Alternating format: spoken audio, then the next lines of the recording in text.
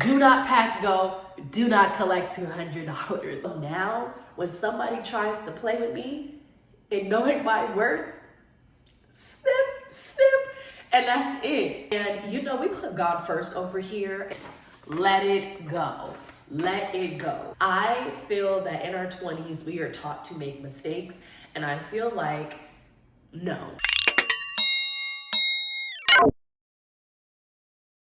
Hey guys, and welcome back to another absolutely spirited video. My name is Layla, not Leela, not Lila, not Lola, not Delilah, and y'all already know it ain't Leonard.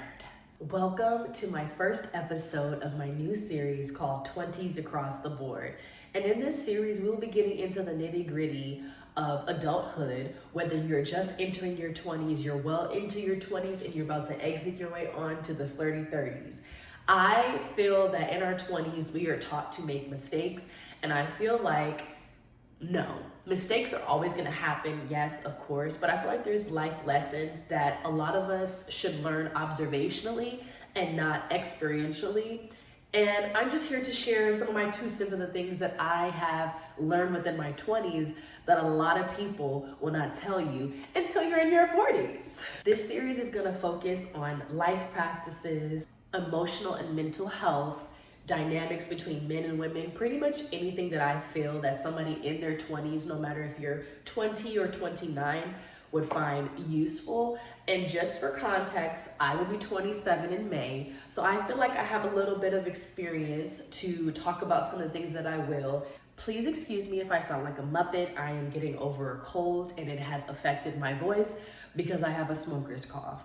So with that being said, let's jump right into the video. So as you guys can tell by the title, we are getting into detachment. Let it go. Let it go.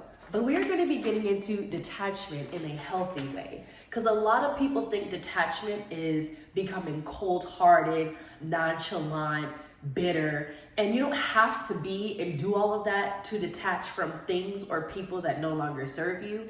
And I'm here to tell you how. So before I get into the tips and tricks and things that I think are valuable to master detachment without becoming a terrible person, I just want to give a little background on how I was able to master detachment while still being the best version of myself every day, all day. So in my opinion, I believe that most people learn detachment, whether it's healthy or unhealthy, from more romantic situations and relationships. But for me, I mastered detachment based off of the crappy friendships that I had over the years and course of my life. One thing that I held on to over the course of my life and the different eras of dealing with people is that some people are here for a reason, season, or a lifetime.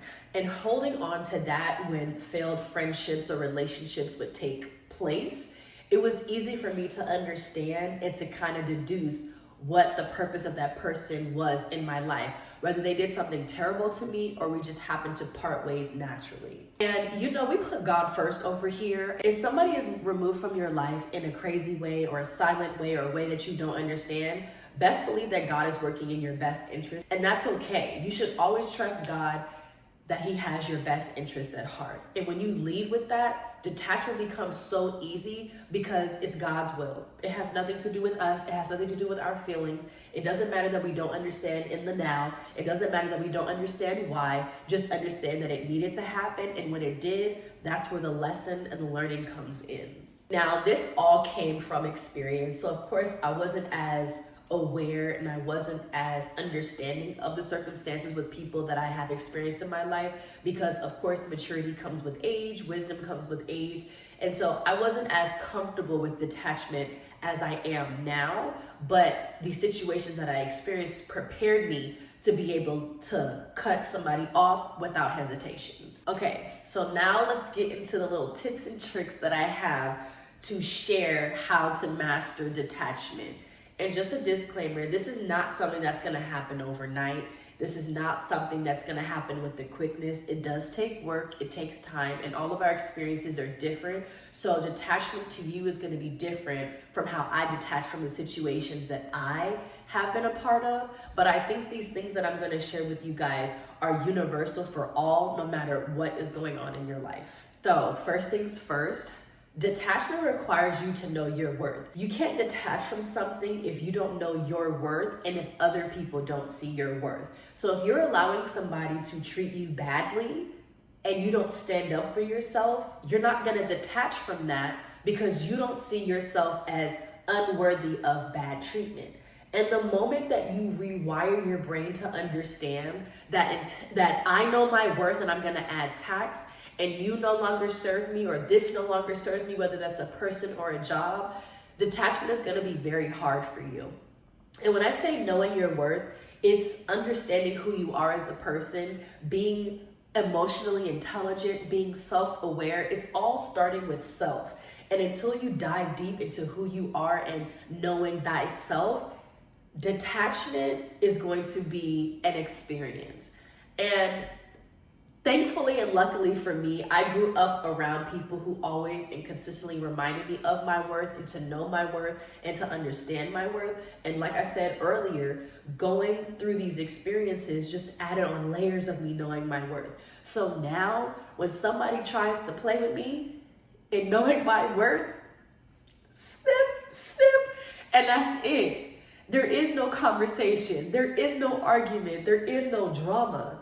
It's peace. And when you cost my peace, you cost too much. Number 2, detachment comes with ease after your first heartbreak or like falling out.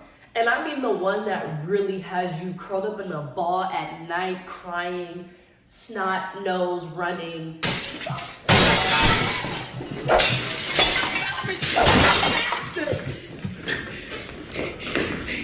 Get out of my house. Get out of. Like you are going through every emotion all at once. It is the one that literally breaks you down and you have no choice but to build yourself back up. And that feeling that you feel with your first heartbreak or first falling out with a person that was your friend that you really was like, this is my ride or die, and it didn't end up panning out that way, really reshapes how you see people and how you see relationships that you're a part of that either no longer serve you or that broke you. And I'm not saying that everyone needs to go through something so terrible to master detachment or to understand what detachment is. People will disappoint you. And once you really hone in on that, there's not much that can really disappoint you when people disappoint you. So detachment should be real easy. At least it was for me. Can't speak for everybody. Number 3 is detachment will vary from person to person and how quickly you detach from these people or certain things. And I say that because in the beginning of the video, I stated that you can detach from romantic situations, you can detach from platonic situations, but it also varies. And I think when you remind people that you are a person, that you have feelings, and they're not receptive to you coming to them and expressing yourself, that should be the easiest way to cut somebody off. Because if I'm coming to you as my friend to fix a problem that I think we can find a solution to, and you become defensive, you become irritated, angry, or you're not trying to work through it, that lets me know everything I need to know about how I view the friendship and how you view the friendship, or how I view the relationship and how you view the relationship. It's going to vary from person to person, and that's okay. Detaching is not going to be the same amount of time for each person and each thing. Some things are easy to let go of and other things are not, and that's okay. But the purpose is that you do detach and don't become a bitter person, because being a bitter person is not cute. Number 4, detaching does not mean no healing, okay? Everybody heals differently. You're going to heal differently from situations that you detach from. For me, the healing was getting back to Layla. The healing was getting back to the things that I like, getting back to who I want to become, getting back to elevating myself. And so people think just because you can cut somebody off that you're all good. No, people can still hurt you and you can still cut them off. 2 things can be true at once. And for me, when I detach from somebody, I like to journal. I like to write my feelings out. I like to express. I like to talk about it as much as I can until it is no longer a negative feeling for me, but I'm talking about it as a learning experience. So don't think you're not going to heal from this, because if you don't heal from the people you have to detach from, you're going to become bitter. You're going to be angry. You're not going to live the life that you want, and it's going to take an emotional and mental toll on you. So expect to heal. Prioritize healing. Healing is not linear. Healing is everlasting till the day you take your last breath, whether you like it or not. Number 5, detaching is healthy when you don't ignore your emotions and feelings. It's okay to be hurt. It's okay to feel away because you're getting wronged by somebody. But also in the same breath, you have to detach from things that no longer serve you. And that's people, places, and things. And when you come to terms with understanding your feelings and emotions towards a certain person or situation, it allows you to become emotionally intelligent. And when you're able to use the experiences of the past to make sure you do better in the future, you're using what was wronged and turning it into a positive to move on to something right. And when you do it the right way, by acknowledging your feelings and emotions, by acknowledging that you are hurt, by not downplaying that you have feelings and not downplaying that you were bothered by something that someone did to you, it makes detaching much easier because you're coming to terms with the reality of what is going on. And the more delulu you are in these situations, the harder it is to get over certain things. Why do you think people are putting sugar in people's gas tanks and stalking them and doing all these things? Because they're not ready to detach from those people because they cannot come to terms with what is going on. And also too, other people might say that people is just crazy, and I agree, but for the sake of the video, they have detachment issues. Number 6, detachment will bleed into other areas of your life. When you are A1 about detaching yourself from people, places, or things, it'll apply to other areas of your life outside of personal. It'll apply to jobs, it'll apply to clubs, it'll apply to experiences. It doesn't matter what it is. When it no longer serves you, you are going to snip it off with the quickness. And that is what you want to hone in on. You don't want to take too long to cut off things that no longer serve you, especially because we be getting signs. We get signs, we get red flags. That's what we call them, red flags. And some of us like to see how red the flag actually is. And God is like, red is red. Red is red. Pink is red with white. So we need to stop trying to see the good in these red flags. Red means stop, right? Red means everything negative except for our blood. But red is significant of stopping. It is significant of not going forward. Do not pass go. Do not collect $200, okay? That is what red means. And a lot of us have a problem with accepting that red means do not go. And that is why we end up in situations we cannot detach from. So stop trying to allow the red flags to get redder. You don't need them to get redder. They're already red. God is like, no, stop. Not for you, not for you. I'm trying to help you. But the moment that we don't listen, that is when the lessons happen. That is when we go through things because God tried to warn us. And warning comes before destruction. And when you go through things, you just got to take it on the chin. Because then when you get older and you look back and be like, God, I understand why you made me go through that. Because I was being a dummy. I was not listening. My ears and my eyes were closed. I chose to be blind. I chose to be deaf. I chose to ignore. When you do those things, you suffer the consequences. There's no way around it. And I don't like suffering the consequences. So when God tells me to move, when God tells me to detach, cut this person off, you don't belong over there, this no longer serves you, I listen because I like to elevate in my life. And if you don't like to elevate, then by all means continue doing the BS that you are doing that's keeping you down here because I want to be up here. I don't want to go through things that I don't have to. I don't want to experience things that I already got a warning of. And in my experience, every time I've done that, I've gone through stuff I didn't need to. It's not fun. It's not recommended. Don't do it. And lastly, number 7, detachment requires emotional intelligence and maturity. The truth is that a lot of us are not emotionally intelligent or mature. And the experiences that we have with people and the experiences that people have with us are not always the best. I'm not going to sit here and lie and say that I've always been wrong in certain situations. Sometimes I have been the one doing the wrongdoing. And in that, I had to learn and look back to see what it was that I wasn't doing that was making me a terrible person. And we all get caught up in our ego. We all get caught up in pride. We all get caught up in these things that we are not supposed to. So if you do not know how to become emotionally intelligent and become emotionally mature, detachment is going to seem like an unsuccessful task. I don't think that it is for a lot of people, but a lot of people need to grow up. And that saying is, maturity does not come with age, it comes with experience. And a lot of people don't take value in the experiences that they have because they want to be bitter, they want to be spiteful, they want to be hateful, they want to devote their time, precious time that we are all given and are not promised, precious time to wasting time on things and people that no longer serve you.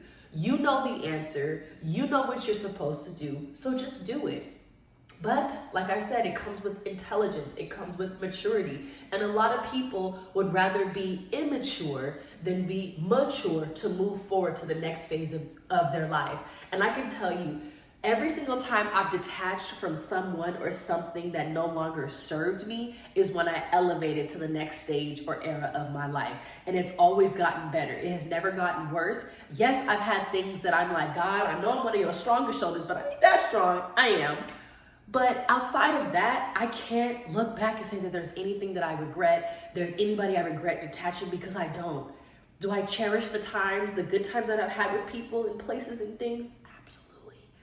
But if it no longer serves you, it no longer serves you. It doesn't matter how good, how great, how well, or what you think was going to happen. Because remember, our plan is not God's plan. And the moment that you come to terms with that is when life becomes so much easier to live. When stuff happens, I be like, dang, why'd that happen? Okay, God, I heard you. Sorry, let me not question your abilities. You're right. Yep, I can't see whatever you can see, but always be my eyes, ears, and everything else that I need you to be. And once you surrender and understand, detachment becomes easy. Well guys, we have made it to the end of the video, and I hope this video taught you something. I hope this video opened somebody's eyes, and I hope this video allowed you to gain understanding that if you are stuck in a situation or with the person that you know you're supposed to detach from, just know that the next phase, the next level is waiting for you. It's waiting for you. The only person who can block their blessings is you. And the moment that you stop blocking your blessings and start removing yourself and putting yourself in rooms and with people that deserve you, you will elevate. I hope that this series is something that is useful to us 20-somethings across the board. I feel like you can become wise and mature in your 20s while still living your best life. I don't feel like you have to struggle and go through hell and high water to live your best life in your 20s. And with that being said, I hope you guys enjoyed the video, and I'll see you guys in the next episode of 20s Across the Board. Bye guys.